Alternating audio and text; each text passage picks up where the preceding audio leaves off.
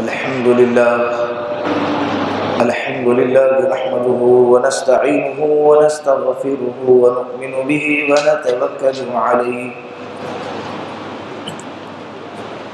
ونعوذ بالله من شرور أنفسنا ومن سيئات أعمالنا من يهده الله فلا مضل له ومن يضلله فلا هادي له ونشهد أن لا إله إلا الله وحده لا شريك له ونشهد أن سيدنا وسندنا وحبيبنا ومولانا محمدا عبده ورسوله أما بعد فقد قال الله تبارك وتعالى في القرآن المجيد والفرقان الحميد فأعوذ بالله من الشيطان الرجيم بسم الله الرحمن الرحيم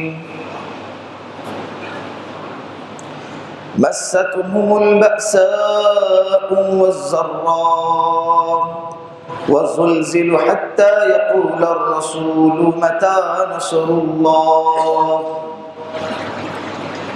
وجاء في الحديث وقال النبي صلى الله عليه وسلم أمن يجيب المضطر إذا دعاه ويكشف السوء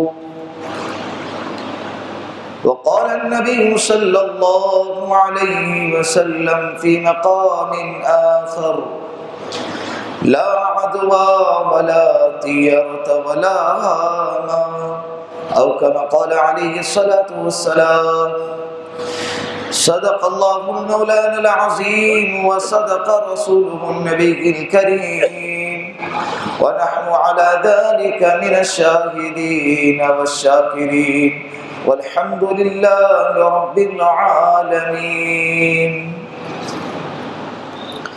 ایک مرتبہ پیار اور محبت کے ساتھ پیارے آقا جناب رسول اللہ صلی اللہ علیہ وسلم کے ذات اقدس پر درود پاک کا نذرانہ پیش کریں۔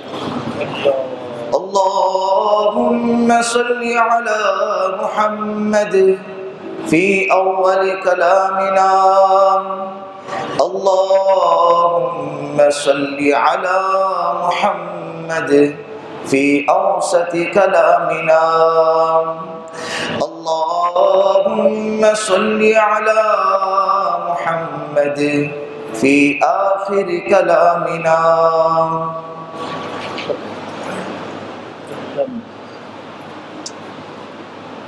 اللہ رب العزت کا بے انتہا احسان اور کرم ہے کہ اللہ رب العزت نے ہم سب لوگوں گناہ کے بعد توبہ کی، رات کے بعد صبح کی توفیق عطا فرمائی ہے۔ اللہ جب کسی بندے کو گناہ کرتے ہوئے دیکھتا ہے اور اس کے باوجود جب اس کی پکڑ نہیں ہوتی اور اس کو مہلتیں ملتی ہیں تو اس بندے کو چاہیے کہ وہ یہ سمجھے کہ اللہ مجھے ڈھیل دے رہا ہے، اللہ مجھے مہلت دے رہا ہے۔ وہ بندہ یہ نہ سمجھے کہ اللہ غافل ہے، یہ نہ سمجھے کہ اللہ بے خبر ہے، اس لیے کہ یہ دنیا جزا سزا کی دنیا نہیں ہے، جزا سزا کی یہ جہاں نہیں ہے، یہ دنیا نہیں ہے، یہ دار العمل ہے، دار الجزا دار السزا، وہ کل قیامت کے دن ہوں گا۔ اسی لیے اور ایک بات اس میں یہ ہے کہ گنہگار کو، ہر گنہگار کو توبہ کی توفیق نہیں ملتی، ہر گنہگار کو توبہ کی توفیق بھی نہیں ملتی۔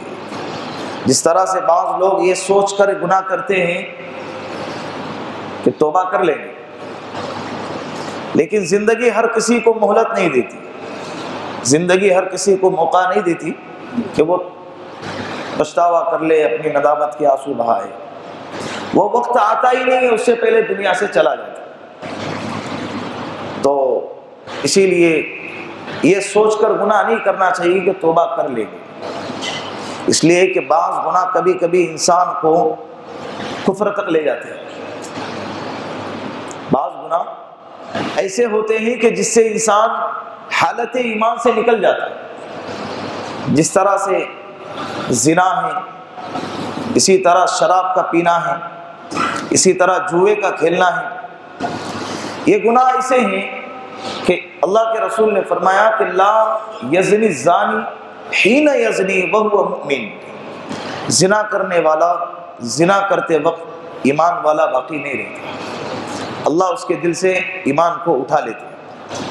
اگر اس بندے کا اس وقت میں انتقال ہو گیا، وہ بندہ حالت کفر میں مرے گا۔ کس میں مرے گا؟ کبھی کبھی موت ہارٹ اٹیک سے بھی آتی نا، اچانک ہارٹ بند ہو گیا، ختم، کہانی کیا ہو گئی؟ کہانی ختم ہو گئی۔ اچھا بھلا چنگا تھا، کوئی مسئلہ نہیں تھا، اس کو کوئی بیماری نہیں تھی، لیکن اللہ کو جب مارنا ہو تو اللہ بیماری کا بھی محتاج نہیں ہے کہ یار اس کو کچھ شوگر نہیں، بلڈ پریشر نہیں ہے، اور اس کو کسی قسم کی بیماری نہیں ہے، اس کو کیسے موت دے دے؟ اللہ ان بیماریوں کا بھی محتاج نہیں۔ 2 مہینے کا پیدا ہونے والا بچہ کون سی بیماری کو لے کر آتا ہے؟ جاتا ہے یا نہیں جاتا ہے؟ 2 مہینے کے بچے کو بھی قبرستان میں دفنایا گیا ہے۔ تو موت، کل نفس ذائقۃ الموت، ہر نفس کو موت کا مزہ چکھنا ہے۔ ٹائم سب کا آگے پیچھے، کوئی جلدی، کوئی بعد میں، کوئی 100 سال جیتا ہے، کوئی 20 30 40 50 سال کے اندر چلا جاتا ہے۔ بعض فقہا نے لکھا ہے کہ جس کی عمر 60 کراس کر جائے، بعض فقہا نے تو یہاں تک بھی ذکر کیا ہے کہ جس کی عمر 50 کراس کر جائے، اس کو چاہیے کہ اپنی آخرت کے فکر میں لگ جائے۔ کس میں لگ جائے؟ اب بس ہو گیا، اللہ اللہ کرے، نہیں معلوم اب کا جتنا عرصہ باقی ہے وہ کتنا ہے، اب کچھ بھی ہو سکتا ہے۔ آنکھوں سے نظر آنا کم، کان سے سنائی دینا کم، دماغ سے سمجھنا کم، ہاتھیں تھرتھرانے لگ رہی، پیر کانپ رہے، پیروں میں منگے آ رہے ہیں، چھاتی جل جل کر رہی ہے، یہ لوگوں کے الفاظ سنا رہا ہوں۔ یہ عمر کے بعد یہ چیزیں ہونے لگتی ہے، گویا کہ یہ سگنل ہے، یہ میسج آ رہا ہے اللہ کی طرف سے کہ اے میرا بندہ، اب تو مجھ سے ملنے والا ہے، اب تیری میری ملاقات ہونے والی ہے۔ تو جب انسان کسی بڑے سے ملنے کے لیے جاتا ہے تو اس کے مطابق تیاری کرتا ہے۔ اب ہم اللہ سے ملنے والے ہیں تو اس کے مطابق ہم کو تیاری میں لگ جانا چاہیے، اپنے گناہوں سے معافی مانگنی چاہیے، خطاؤں سے اللہ سے درگزری کی درخواست کرنی چاہیے، کسی کا حق دبایا ہے تو حق کو ادا کر دینا چاہیے، کسی کا قرضہ لیا ہے اگر دینے کی استطاعت ہے فوراً دے دیا جائے، اور اگر نہیں ہے استطاعت، ایک ڈائری پہ لکھ کے بچوں کو وصیت کی جائے کہ بیٹو فلاں کا قرضہ میں نے لیا تھا، فلاں چیز کی وجہ سے فلاں تاریخ کو لیا تھا، زندگی کا کوئی بھروسہ نہیں، تم چلے جائے کہ میں پہلے چلے جاؤں، اگر خدا نہ خواستہ میں چلا گیا اور فلاں کا قرضہ باقی رہ گیا اور تمہارے علم میں نہ رہا تو کل قیامت کے دن میری پکڑ ہوگی۔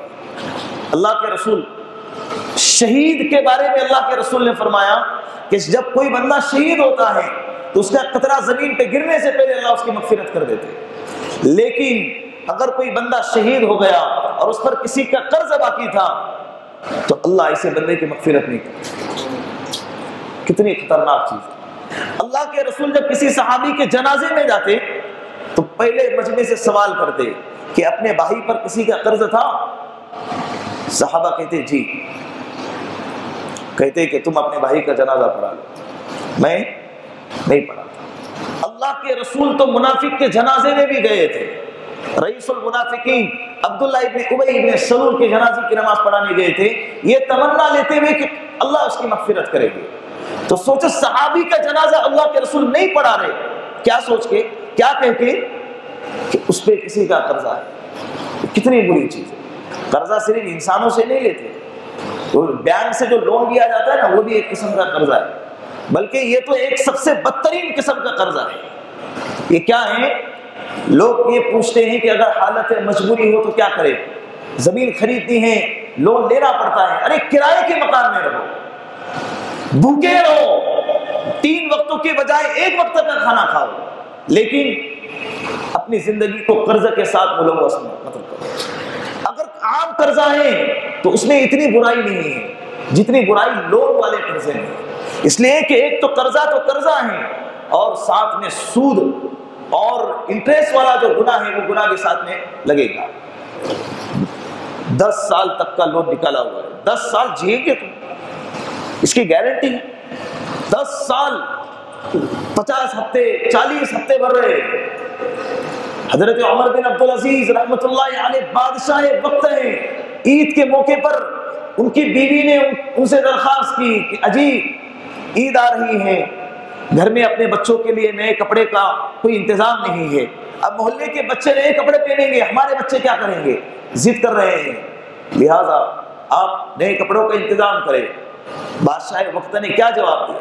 میرے پاس نہیں ہے، بچوں کے کپڑوں کے لیے میرے پاس پیسے نہیں ہیں۔ آج کے ہمارے حکومت کے عہدیدار کروڑوں کا سوٹ پہن کے گھومتے ہیں۔ یہ تھے اسلام کے لیڈر، مسلمانوں کے لیڈر یہ تھے کہ عید کے موقع پر بادشاہ وقت کے بیٹوں کے پاس کپڑے پہننے کے لیے پیسے نہیں ہیں۔ تو بیوی نے رائے دی، اجی جو خزانچی ہے نا، وزیر مالیات، آپ کے بیت المال کے آپ نے جس کو مقرر کیا ہے، اس سے کہوں کہ پیشگی رقم دے دے، اگلے 1 مہینے کے ایڈوانس میں پیمنٹ دے دے۔ حضرت نے کہا کہ ٹھیک ہے، میں جا کر لے لیتا ہوں۔ حضرت گئے وزیر مالیات کے پاس، کہا کہ 1 مہینے کی پیمنٹ مجھے پہلے ہی دے دے، عید آ رہی ہے، بچوں کے لیے نئے کپڑوں کا انتظام کرنا ہے۔ وزیر مالیات نے کہا کہ حضرت ہم آپ کے تربیت یافتہ ہیں، آپ نے ہماری تربیت کی، اگر آپ کہیں، آپ تو بادشاہ ہیں، آپ نے مجھے یہاں پر مقرر کیا ہے، آپ کہیں تو پورا بیت المال آپ کو دے دوں، لیکن تربیت آپ نے ہماری کی ہے، اس تربیت کے نتیجے میں آپ سے کہنا چاہتا ہوں کہ ایک چٹھی پر لکھ کر آپ مجھے ہینڈ رائٹنگ میں دے دیں کہ آپ اگلے مہینے تک زندہ رہیں گے۔ حضرت نے کہا کہ نہیں، یہ رکھو۔ بیوی کے پاس آئے اور کہا کہ میں اپنے بچوں کو پرانے کپڑوں میں عید مناتے ہوئے تو دیکھ سکتا ہوں، لیکن ان بچوں کے خاطر میں اپنے آپ کو جہنم میں داخل نہیں کر سکتا۔ آج بچوں کی خواہشات، بیوی کی خواہشات پورا کرنے کے لیے انسان کیا کچھ نہیں گزرتا، نہ اللہ کو دیکھتا ہے، نہ آخرت کو دیکھتا ہے، نہ جنت نہ جہنم، نہ اس کے مرنے کے بعد کی عاقبت کو، نہ اس کے انجام کو دیکھتا ہے۔ بس وقت گزر جائے، شادی ہو جائے، بس جیسے تیسے ادھر ادھر سے مال آ جائے، نکاح ہو جائے، بس۔ یہ نہیں، اللہ نے دنیا میں اس لیے نہیں بھیجا ہے، اللہ نے دنیا میں اللہ کی بندگی کے لیے بھیجا ہے۔ اللہ نے آپ دنیا میں کس لیے بھیجا ہے؟ وہ 1 مہینے کے بارے میں وہ کہہ رہے ہیں کہ آئندہ مہینے زندہ رہیں گے کہ نہیں رہیں گے، لکھ کر دے دو، اور یہاں لکھ کے دیتے ہیں باقاعدہ، اتنے بڑے کاغذات ہوتے ہیں، سگنیچر پہ سگنیچر، سگنیچر پہ سگنیچر لکھ کے کیا دیتے ہیں؟ 40 ہفتے بھریں گے۔ 40 ہفتے کا مطلب وہ ہفتے والا 7 دن نہیں، 40 مہینے بھریں گے۔ اب وہ 40 مہینے کیا 40 مہینے زندہ رہیں گے انسان؟ کتنی بدترین چیز ہے، کتنی بدترین چیز۔ اور یہ کوشش انسان کس عمر میں کرتا ہے؟ جب اس کی عمر 40 سال کراس کر جاتی ہے، 40-45 سال۔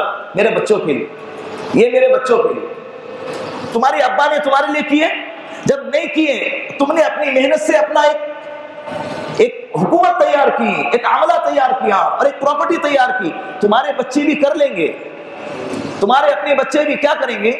وہ اپنی فکر کر لیں گے۔ تم اپنے بچوں کی خاطر اپنی آخرت کیوں تباہ کر رہے ہو؟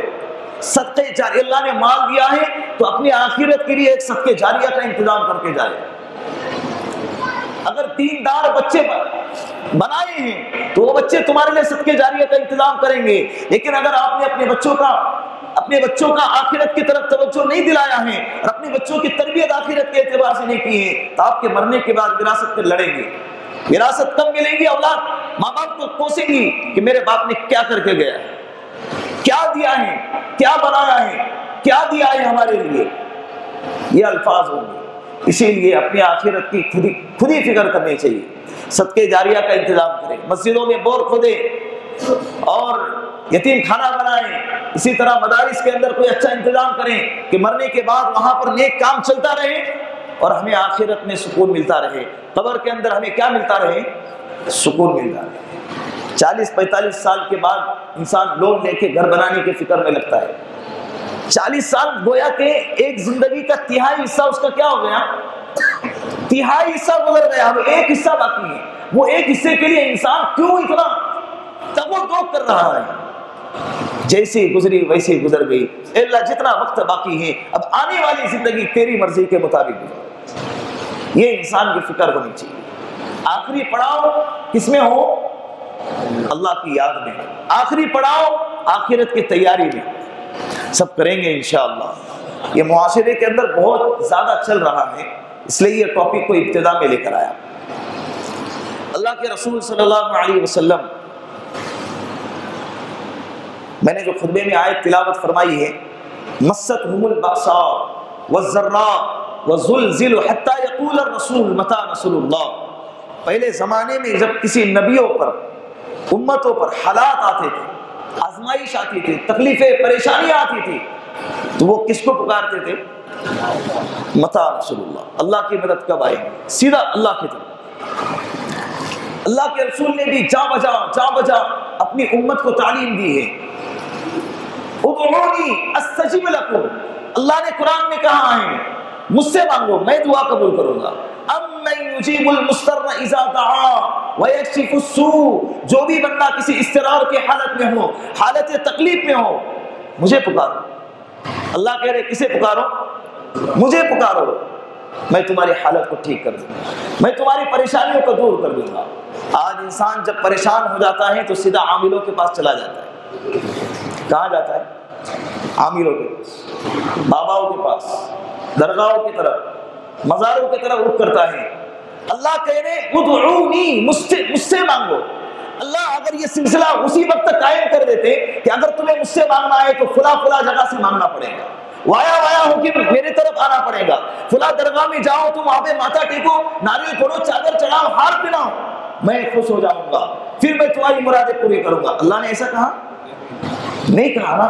صاف الفاظ میں اللہ نے 20ویں پارے کے اندر 3 4 آیت میں اللہ نے کئی اعلان کر دیا، ان یجیب المضطر اذا دعا، جو بھی انسان، جو بھی بندہ مشکل میں آئے گا، حالات میں آئے گا، اذا دعا، مجھے مانگو۔ کس سے مانگو؟ اللہ سے مانگو۔ یا سمد، یا سنم، یا سنم، یا سنم، ایک غیر کا بندہ یا سنم کی رٹ لگا رہا ہے، اپنے بتوں کا نام لے کر ان کو پکار رہا ہے، کئی سالوں تک بتوں کی پوجا کر رہا ہے، غلطی سے اس کے زبان سے نکلا یا سنم کے بجائے یا سمد۔ یا سمد اللہ کا نام ہے۔ اللہ نے فوراً کہا لبئی وسعدی، اے میرا بندہ میں حاضر ہوں۔ فرشتوں نے کہا کہ اے اللہ اتنے سالوں سے تیری نافرمانی کر رہا ہے، شرک کر رہا ہے اور غیر بتوں کی پوجا کر رہا ہے، اب اتنے سالوں کے بعد غلطی سے نکلا اس کے زبان سے تیرا نام، اس نے اپنے جان کر تیرا نام نہیں لیا ہے، جان بوجھ کر غلطی سے اس کے زبان سے نکلا ہے، تو نے کہا لبئی۔ اللہ کہتے ہیں اتنے سالوں سے اس نے اپنے معبودوں کو پکارا، ان کے معبودوں کی طرف سے کوئی آواز آئی؟ نہیں آئی۔ اس نے مجھ سے پکارا، غلطی سے صحیح لیکن مجھے پکارا، اگر میری طرف سے بھی آواز نہ جائے تو ان میں اور مجھ میں کیا فرق رہے؟ اللہ تو ایسے ہی۔ مسجد میں آؤ، 2 رکعت نماز پڑھو، 2 رکعت نماز پڑھو، ماتا زمین پہ کیا کرو؟ ٹکاؤ، اور اللہ سے گڑ گڑا سے کہو کہ اللہ حالات سدھار دے، پھر دیکھو اللہ حالات سدھارتے ہیں یا نہیں سدھارتے۔ مسجد نبوی میں اللہ کے رسول بیٹھے ہیں، صحابہ کا مجمع ہے، اللہ کے رسول نے فرمایا کہ حج کے موسم میں اللہ رب العزت نے میرے سامنے سارے امتوں کو کھول دیا، سارے امتوں کو میرے سامنے ظاہر کر دیا، حضرت آدم علیہ السلام سے لے کر قیامت تک کا آنے والا فرد سب کے سب اللہ نے میرے سامنے دکھا دیا۔ ہر امتی اپنے اپنے نبی کے بازو میں کھڑا ہوا تھا، کسی نبی کے پاس 2 آدمی ہیں، کسی نبی کے پاس 6-7 لوگ کھڑے ہیں، 6-7 امتی ہے، کسی نبی کے پاس ہزاروں کی تعداد ہے۔ حضرت موسیٰ علیہ السلام کی جب امت آئی تو بہت زیادہ تعداد تھی۔ اللہ کے رسول نے پوچھا کہ یہ کس کی امت ہے؟ جواب آیا کہ یہ حضرت موسیٰ علیہ السلام کی امت۔ ماشاءاللہ کتنی تعداد! پھر اللہ کے رسول کی امت دکھائی گئی، اتنی تعداد، میدان کھچاکھچ بھرا ہوا، ٹیلے بھرے ہوئے، پہاڑوں پہ مجمع بھرا ہوا، جس کی کوئی گنتی نہیں، جس کو شمار نہیں کر سکتے، جہاں تک دیکھو وہاں تک امت ہی امت نظر آ رہی۔ اللہ کے رسول نے فرمایا کہ یہ کس کی امت؟ جواب دیا کہ یا رسول اللہ یہ آپ کی امت ہے۔ یہ کس کی امت ہے؟ یہ آپ کی امت۔ اللہ کے رسول سے پوچھا گیا یا محمد ارضیت، اے محمد کیا تو اس بات پر راضی ہو گئے کہ اللہ نے آپ کی امت کو دوسرے امتوں کے مقابلے میں سب سے زیادہ کر دیا؟ اللہ کے رسول نے فرمایا کہ نعم، میں راضی ہو گیا۔ یہ حدیث اللہ کے رسول سنائے۔ اس کے بعد پھر اللہ کے رسول صلی اللہ علیہ وسلم کو بشارت سنائیں گے، یا رسول اللہ ان هؤلاء 70,000 ان هؤلاء 70,000 يدخلون الجنة بغیر حساب، رواه البخاری۔ اللہ کے رسول سے بشارت سنائی گئی کہ اے نبی جی، یہ جو مجمع آپ کو نظر آ رہا ہے، اس مجمع میں 70,000 لوگ ایسے ہیں جو کل قیامت کے دن بغیر حساب کتاب کے جنت میں داخل ہوں گے۔ کتنے ہزار؟ 70,000۔ پھر آگے کہا گیا یہ 70,000 لوگ وہ لوگ ہوں گے جن میں 4 صفتیں پائی جائیں گی۔ کتنی صفتیں؟ 4 صفتیں۔ جن میں یہ 4 صفتیں پائی جائیں گی تو وہ 70,000 لوگوں میں ہوں گے، اور وہ 70,000 لوگ کل قیامت کے دن کہا جائیں گے بغیر حساب کتاب کے۔ یہ حساب کتاب بہت خطرناک چیز ہے۔ اچھے اچھے ولی لوگ ڈرتے تھے کہ کل قیامت کے دن پکڑے نہ جائیں۔ حضرت عمر انتقال کے وقت میں اپنا جو رخسار مبارک ہے زمین پر رگڑ رہے ہیں۔ اپنے بیٹے سے کہا، عبداللہ سے گود میں رکھے ہوئے تھے ان کا چہرہ، عبداللہ سے کہا کہ میرے چہرے کو زمین پہ رکھ دینا۔ بیٹا کہنے لگا کہ ابا یہ کیا ہے؟ کیوں؟ کہا کہ نہیں، میرے چہرے کو زمین پہ رکھ دینا۔ باپ کے حکم پہ بیٹے نے اپنے ابا کے چہرے کو زمین پہ رکھ دیا۔ ابا کون ہیں؟ امیر المؤمنین ہیں، عمر ابن خطاب ہیں، کاتب وحی ہیں، جن کے الفاظ پر اللہ نے 19 آیتیں، بعض روایتوں میں 18 آیتیں قرآن کریم میں نازل فرمائی ہے۔ اللہ کے رسول نے فرمایا لو کان بعدی نبیا لکان عمر، میرے بعد اگر کوئی نبی ہوتا تو کون ہوتا؟ عمر۔ وہ عمر اپنا چہرہ جب زمین پہ رکھا ہے تو زمین پہ چہرہ رگڑ کے کہتے ہیں ویل لک یا عمر ان لم یغفر لک ربک، یہ عمر تو ہلاک ہو گیا اگر تیرے رب نے تجھے معاف نہ کیا۔ اے عمر تو ہلاک ہو گیا اگر تیرے رب نے تجھے معاف نہ کیا۔ ہمارا کیا حال ہے ہماری ایسی کیفیت؟ ہمیں تو کتنا رونا چاہیے، اللہ کے سامنے کتنا گڑ گڑانا چاہیے۔ جس عمر کے بارے میں اللہ کے رسول نے فرمایا کہ اللہ نے آسمانوں میں میرے 2 وزیر بنائے، جبرائیل اور میکائیل، اللہ نے زمین میں میرے 2 وزیر بنائے، عمر، ابو بکر اور عمر۔ کل قیامت کے دن جب سب لوگ اپنی اپنی قبروں سے اٹھیں گے، میں بھی اٹھوں گا تو میرے دائیں طرف سے ابو بکر رہیں گے اور بائیں طرف سے عمر رہیں گے۔ اے عمر، معراج کی رات میں میں نے جنت میں تیرے محل کو دیکھا ہے، لیکن تیری غیرت کا خیال اگر مجھے نہ ہوتا تو میں تیری محل میں جا کر آتا۔ اللہ کے رسول سے فرمایا حضرت عمر نے کہ یا رسول اللہ آپ جاتے تو مجھے اور خوشی مل جاتی۔ وہ عمر انتقال کے وقت کیا کہہ رہا ہے؟ ویل لک یا عمر، ویل کہتے ہیں ہلاکت کو، ویل کہتے ہیں اے عمر تو ہلاک ہو گیا اگر تیرے رب نے تجھے معاف نہ کیا۔ کتنی خطرناک چیز ہے مرنے کے وقت میں کلمے کا نصیب ہونا، اور مرتے وقت میں اللہ کو راضی کرنا یہ ہر کسی کو نصیب نہیں ہوتا ہے۔ ایسے شخص آخری وقت میں اللہ سے ڈر رہے تو یہ پکڑے جانا جو ہے نا، حساب و کتاب، اگر پکڑے گئے بات خلاص ہو گئی۔ 500 سال کا عبادت کرنے والا راہب کل قیامت کے دن جب اللہ کے سامنے جائے گا، اللہ اس سے کہیں گے فرشتوں سے کہ اسے میرے فضل سے جنت میں داخل کرو۔ وہ کہے گا کہ اللہ تیری فضل سے، جو 500 سال عبادت کیا اس کا کیا؟ عبادت کے بدلے نہیں، تیری فضل سے جنت میں۔ اللہ کہیں گے اچھا تیری عبادت، فرشتوں سے کہیں گے جہنم کے باہر تھوڑی ہلکے ہلکے سیر کرا کے لاؤ۔ وہ سیر کرا کے جب کرانے کے لیے لے کر جائیں گے جہنم کے قریب تو اس کی گرمی کی تپش سے حالت اتنی خراب ہوگی، پیاس لگے گی، گلا کٹنے کو لگے گا، فرشتوں سے کہے گا کہ پانی پلاؤ۔ فرشتے کہیں گے کہ یہ آخرت ہے، دنیا نہیں، یہاں ہر چیز کا بدلہ ہوتا ہے۔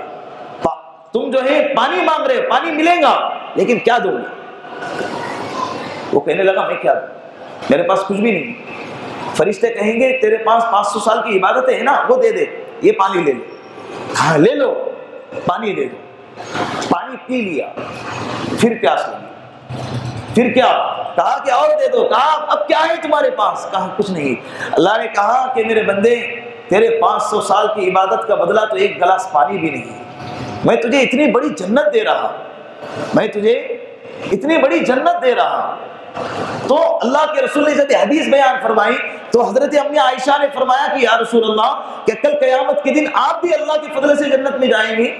اللہ کے رسول نے فرمایا کہ ہاں عائشہ، میں بھی کل قیامت کے دن اللہ کے فضل سے جنت میں جاؤں گا، لیکن اللہ نے جنت الفردوس کو میرے لیے طے کر دیا ہے. یہ باتیں اللہ کے رسول نے فرمائی. تو حساب کتاب کے بغیر جنت میں جائیں گے 70,000 لوگ. یہ روایت اللہ کے رسول نے بیان فرمائی. صحابہ کا مجمع بیٹھا ہوا ہے. ایک صحابی کھڑے ہوئے، حضرت عکاشہ ان کا نام. کیا نام ہے؟ حضرت عکاشہ. وہ کھڑے ہوئے، یا رسول اللہ فدع اللہ ان یجعلنی منہم. یا رسول اللہ، آپ اللہ سے میرے لیے دعا کیجئے کہ اللہ مجھے ان 70,000 میں شامل فرمائے جو بغیر حساب کتاب کی جنت میں داخل ہوں. اللہ کے رسول نے اسی وقت ہاتھ اٹھا کر دعا فرمائی کہ یا رسول، اے اللہ، عکاشہ کو کل قیامت کے دن ان 70,000 میں شامل فرما جو بغیر حساب کتاب کی جنت میں داخل ہوں. یہ منظر دیکھ کر دوسرے صحابی کھڑے ہوئے کہ یا رسول اللہ ان یجعلنی منہم فدع اللہ. یا رسول اللہ، آپ میرے لیے بھی دعا کیجئے کہ میں بھی کیا ہو جاؤں، ان 70,000 میں شامل ہو جاؤں. اللہ کے رسول نے فرمایا کہ سبقک عکاشہ. عکاشہ نے کیا کر لی؟ سبقت کر لی. عکاشہ نے سبقت کر لی. یہ معاملہ ہو چکا، پہلی مرتبہ میں یہ معاملہ ہو چکا. اب دیکھا دیکھی میں ایک دوسرے کو دیکھ کر کھڑا نہیں ہوں گا. حضرت عکاشہ نے اپنے آپ کو ان 70,000 میں شامل کر لیا. اب یہ روایت مکمل ہو گئی.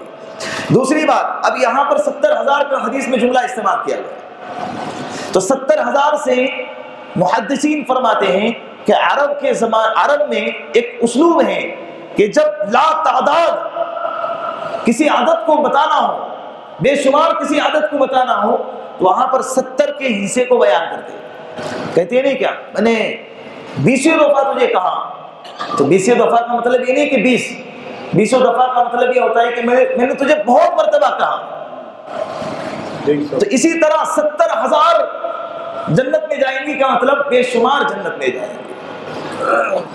بعض محدثین نے اس کی تشریح اس طرح سے بھی کی ہے کہ 70,000 سے مطلب 70,000 ہی ہیں، لیکن ہر ایک کے ساتھ میں 70,000 تو قیامت کے دن جنت میں جائیں گے. ہر ایک کے ساتھ میں 70,000 جنت میں جائیں گے. ابھی اس میں ایک بات میں یہ کہنا چاہتا ہوں کہ ہماری کیا مجال ہے کہ ہم اللہ سے کہیں کہ اے اللہ ہمیں بھی ان 70,000 میں شامل فرما. ہماری وہ اوقات نہیں ہے، لیکن جب اللہ کی رحمت کو دیکھتے ہیں، اللہ کی اعلیٰ ظرفی کو دیکھتے ہیں، اللہ کی شان کو جب دیکھتے ہیں، تو امید بناتی ہے کہ یہ دعا کریں کہ اے اللہ ہم تو اس لائق نہیں ہیں، لیکن اے اللہ تیرے شان کا تجھے واسطہ دیتے ہیں، کل قیامت کے دن ان 70,000 میں ہمارا بھی شمار فرما. آمین بولو زور سے. ہو سکتا ہے کہ کسی کے آمین قبول ہو جائے اور اللہ ان 70,000 میں ہمارا شمار کرے. اللہ کے لیے کیا مشکل ہے. اللہ کی رحمت تو اتنا عام ہو جائیں گی کل قیامت کے دن کہ اللہ کے رسول فرماتے ہیں کہ مجھے تو ڈر ہوگا کہ کہیں شیطان کو بھی اللہ معاف نہ کر دے. اللہ شیطان کو بھی معاف نہ کر دے. لیکن معاف نہیں کریں گے کیونکہ اس کی وجہ سے پورا بیڑا غرق ہو جائے. یہ آج جو حالات جو بگڑ رہے ہیں نا سب اسی کی وجہ سے ہو رہا ہے.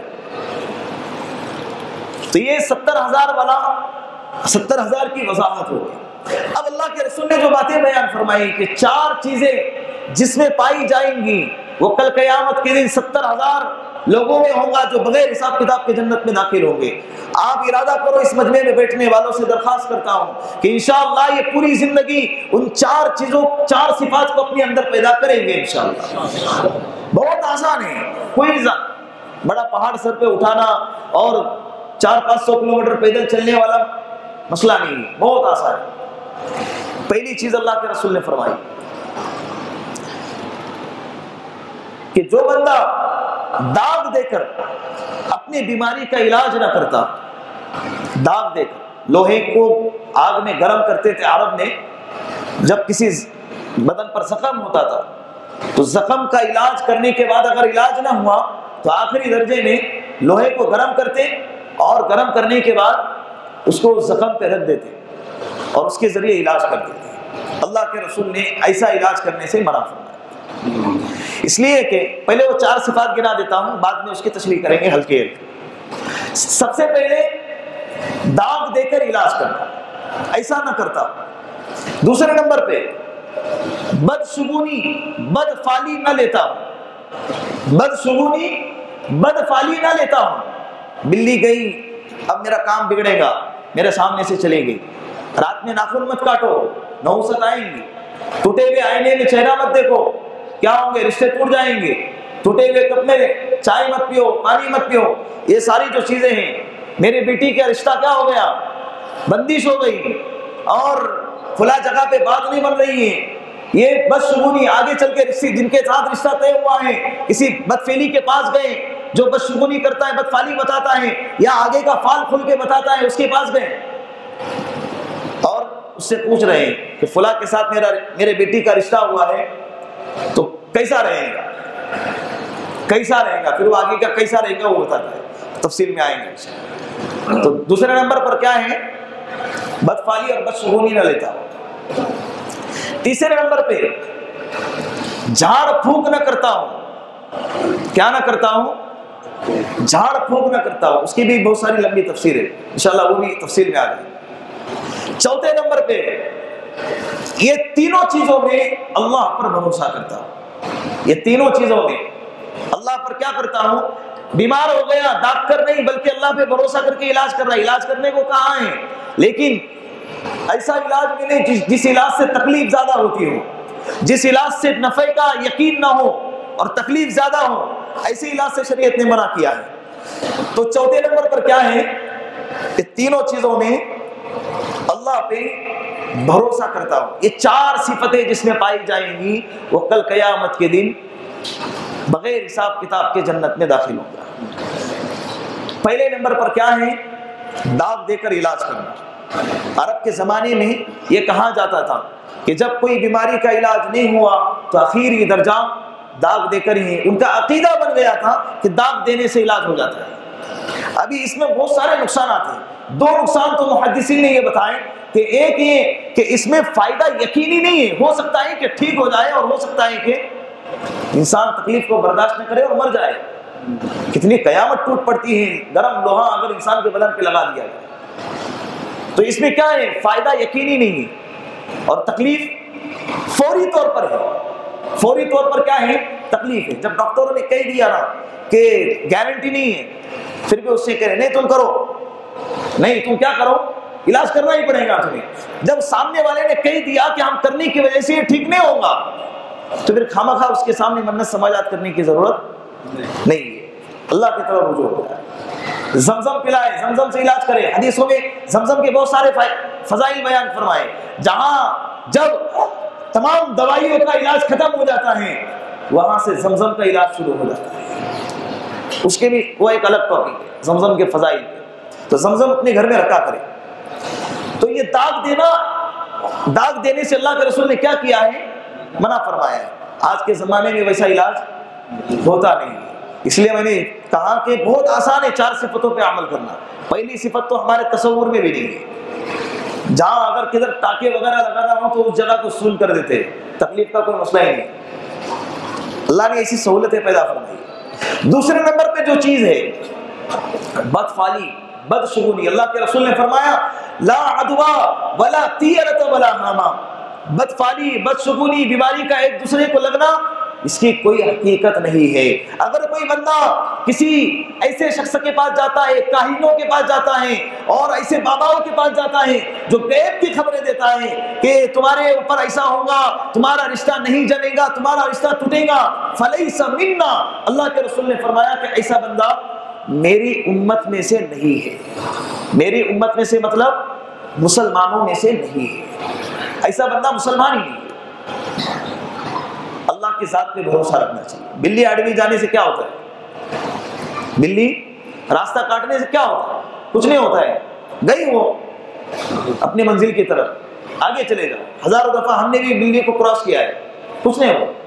ہر چیز ہم نے ایمان لایا ہے. آمنت باللہ وملائکتہ وکتبہ ورسلہ والیوم الآخر والقدر خیر وشر من اللہ تبارک و تعالی والبعث بعد الموت. ہم نے ایمان لائے اللہ پر, اللہ کے رسولوں پر, اللہ کی کتابوں پر, اللہ کے فرشتوں پر, اور آخرت کے دن پر, اور ہر اچھی اور بری تقدیر پر. جو بھی اچھا آیا اللہ کی طرف سے, برا آیا کس کی طرف سے؟ اللہ کی طرف سے. اچھا آیا تو اللہ کی طرف سے, اور برا آیا تو کچھ نہ کچھ طبی ہوا رہے گا. پھر گئے بابا کے پاس. بابا لوگ کیا کرتے تھے؟ چھلنا شروع کر دیتے. پھر ٹوپی ڈرامہ وہاں سے شروع ہو جاتا. مارکیٹ میں ایک ایسی خطرناک ہوا چلائی ہے. ایک بندہ گیا, کہا کہ میرے بیٹی پر کسی نے بندش کی ہے. تجھے کیسے پتا چلا؟ نکاح ہی نہیں ہو رہا ہے. جس وقت اس کی نکاح کی عمر تھی اس وقت نکاح کیا نہیں ہے. اب وہ لڑکی نہیں, وہ عورت بن گئی. اب رشتے تلاش کر رہے. وقت تو لگے گا نا, وقت تو لگے گا. مارکیٹ میں عاملوں نے کیا کر دیا ہے, یہ جملہ ایسا اتنا عام کر دیا ہے, جا کر تم نے ہی بتایا ہے کہ میری بیٹی پر کیا ہے, رشتے نہیں ہو رہے. تو حضرت نے کہہ دیا کہ تمہاری بیٹی پر کیا کر دیا ہے, ما یفتح اللہ من رحمت فلا ممسک لها. اللہ قرآن میں کہتے ہیں کہ جب اللہ کسی پر رحمتیں برسانا چاہیں تو دنیا کی کوئی طاقت نہیں جو اس کو بند کر سکے. وما یمسک فلا مرسل لها. اور جب اللہ بند کرنا چاہیں تو دنیا کی کسی طاقت میں وہ دم نہیں جو اس کو کیا کر سکے, کھول سکے. جب اللہ نے بندش لگائی ہے تو دنیا کی کوئی طاقت کھولے گی نہیں. جب اللہ نے کھول دیا ہے تو دنیا کی کوئی طاقت اس پہ بندش لگا. اللہ کہہ رہے قرآن میں, یہ عامل کون ہوتا ہے بولنے والا کہ تم پر بندش لگا دی, 10,000 روپے لگیں گے, اتنا شہد لگے گا, اور اتنے لیمبو لگیں گے, اور اتنے دھاگے لگیں گے. حضرت علاج کر دیں. اسلام نے اس کا حل بتایا ہے. اگر کسی کا نکاح نہیں ہو رہا ہے, اسلام نے اس کا حل بتایا ہے. ایک تو یہ کہ وقت پر نکاح کراؤ. دوسرا حل بتایا تعدد ازواج. ایک سے زیادہ نکاح کا جو ریشو ختم ہو گیا ہے, اس کی وجہ سے بھی لڑکیوں کو, بیواؤں کو, مطلقاؤں کو اور عورتوں کو رشتے نہیں مل رہے. ایک آدمی ایک کو لے کر بیٹھا ہے تو باقی کے کیا کریں گے؟ 10 لڑکیاں پیدا ہو گئی, ایک لڑکا پیدا ہو گیا. ایک نے ایک سے نکاح کیا, اس میں بھی وہ جو ایک تھا وہ مر گیا, جلدی سے کسی حادثے میں مر گیا, یا اسی ایک نے اس کو طلاق دے دی. اب باقی کے 10 کیا کریں گے؟ اس کو کون لے گا, کہاں جائیں گے؟ تعدد ازواج قرآن کا مسئلہ ہے. کس کا مسئلہ ہے؟ مسئلہ وثلاث و رباع. 2 3 4 اگر اللہ نے آپ کی استطاعت دی ہے, اللہ نے آپ کی صحت دی ہے, اللہ نے آپ کو مالی اعتبار سے نوازا ہے, کیا کرو؟ نکاح کرو. دوسروں کو سہارا دو. کہتے ہیں مجھے ضرورت نہیں ہے. ارے تجھے ضرورت نہیں ہے, بیوہ کو ضرورت ہے. تجھے ضرورت نہیں ہے, مطلقہ کو ضرورت ہے. اگر آج اس کی وقت پر ضرورت پوری نہ کی گئی, ہو سکتا ہے وہ زنا کے راستے پہ چلی جائے. ہو سکتا ہے کہ وہ کوئی عیسائی آئے اور اس کو ایمان سے اٹھا کر لے چلا جائے. ایسے واقعات پیش بھی ہوئے ہیں. وقتی طور پر ان کی کسی نے مدد نہ کی, عیسائیوں نے آ کے ان کی مالی اعتبار سے مدد کی, انہوں نے اپنا ایمان بدل دیا. اس کا وبال کس کے سر آئے گا؟ یہ اسلام نے اس کا حل بتایا ہے. رشتے بندش کوئی کر سکتا ہی نہیں ہے. جاؤ کسی سادھو کے پاس جاؤ, سنتوں کے پاس جاؤ, بڑے سے بڑے عاملوں کے پاس جاؤ, قسم کھا کے کہتا ہوں کوئی کسی کے رشتے کو باندھ ہی نہیں سکتا ہے. کوئی کسی کے رشتے کو باندھ ہی نہیں سکتا. اگر باندھ سکتا تھا تو اللہ کی قسم اللہ قرآن میں آیت نازل فرماتا تھا, یا اللہ کے رسول امت کی رہبری کرتے تھے. اللہ نے قرآن میں کہہ دیا الیوم اکملت لکم دینکم واتممت علیکم نعمتی ورضیت لکم الاسلام دینا. دین مکمل ہو گیا ہے. شریعت کیا ہو گئی؟ ادھوری ہے. جو باواؤں کے ذریعے اپنی شریعت کو پورا کر رہے ہیں, ادھوری ہے جو عاملوں کے ذریعے اپنے دین کو پورا کر رہے ہیں. دین مکمل ہو گیا. دین کیا ہو گیا؟ مکمل ہو گیا. تو 2 چیزیں ہو گئی. انشاءاللہ دوسری چیز پر بھی تفصیل سے بات ہوگی. تیسری چیز جھاڑ پھونک, تعویذ, گنڈے وغیرہ کرنا, انشاءاللہ آئندہ جمعہ کو اس پر تفصیل سے بات ہوگی. اللہ رب العزت ان تمام باتوں پر ہم سب کو عمل کرنے کی توفیق عطا فرمائے.